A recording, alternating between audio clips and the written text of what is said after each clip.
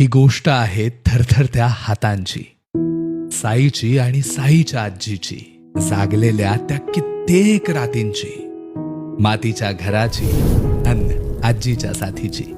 एकनाथवाडी सारख्या एका ग्रामीण भागातील ऊसतोड मजुराच्या मुलाची ही प्रेरक कहाणी आहे. मोत्यासारखं सुंदर अक्षर काढून आपल्या आजीसाठी जिल्हास्तरीय हस्ताक्षर स्पर्धेत बक्षीस जिंकणाऱ्या साई आणि आजीचं भावनिक नातं अनुभवताना हृदय भरून येतं.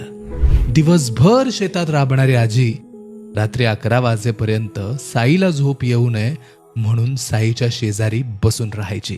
मी बसायची आपली अशी त्याच्यापाशी, मग तो राहायचा चालूच. सकाळच्या परी बाई मला 5 वाजता उठव.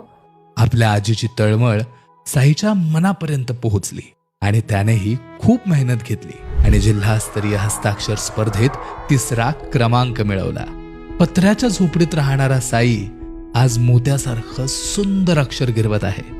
साईचं हस्ताक्षर सुंदर करण्यासाठी त्याला महाराष्ट्रातील नामवंत शिक्षक प्राणजित बोरसे, लहू बोराटे आणि गणेश कांबळे यांचं मार्गदर्शन लाभले आहे. एकनाथवाडीच्या शिक्षकांनीही खूप मेहनत घेतली आहे. माझ्या आजीसाठी मला जिंकायचंय ही साईची आर्त भावना ऐकली की आपल्यालाही आपल्या आजीच्या मायेची आठवण येते.